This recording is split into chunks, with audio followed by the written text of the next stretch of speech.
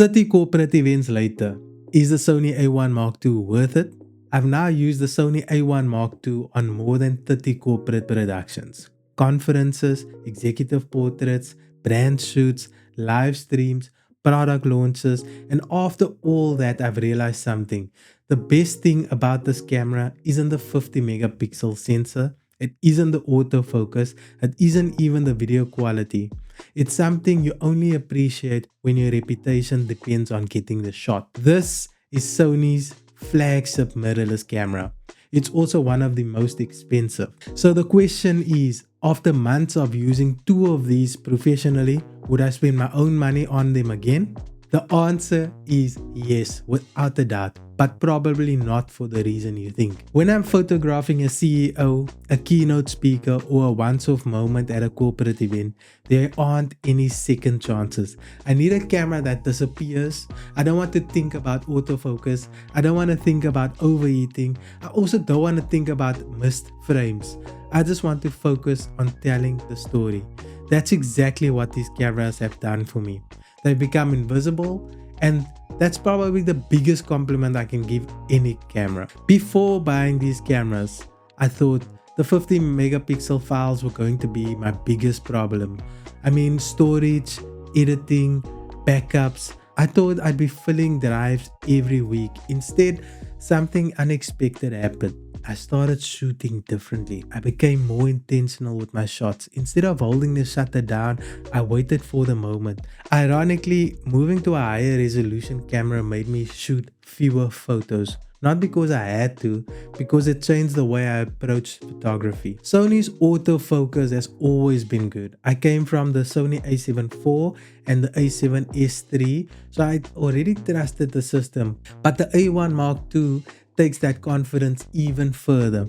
I've trusted the autofocus while photographing CEOs walking onto a stage, presenters moving unpredictably during conferences, and speakers during live streams.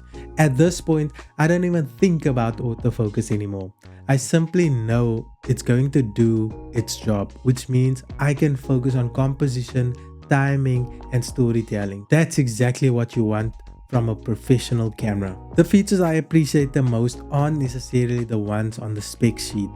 The custom buttons that allow me to build the camera around the way I work, the fully articulating screen when filming, the dual CF Express Type A slots that give me confidence on long productions, and the ability to attach a Sony XLR top handle for clean 24-bit audio straight into the camera. None of these features sell the camera on their own, but together they make this a camera that's built for professionals who use it every day. This is an expensive camera, and if photography is still a hobby or you're only shooting occasionally, there are other Sony cameras that offer incredible value. This camera only starts making sense when it's helping you earn a living. The second drawback is that it doesn't have the same dual-base ISO performance cameras like the FX3 or the Sony A7S III has. If I know I'm walking into extremely dark environment, I'd rather have one of those cameras. Can you make the A1 Mark II work? Absolutely. I've delivered beautiful footage from nighttime corporate events with very little available light. But does it mean you need to think more about lighting? For me, that's not a deal breaker. It's simply something to be aware of before buying. So, would I buy this camera again? Without hesitation. Not because it's Sony's flagship, not because of the specs, because after more than 30 corporate productions, I trust it.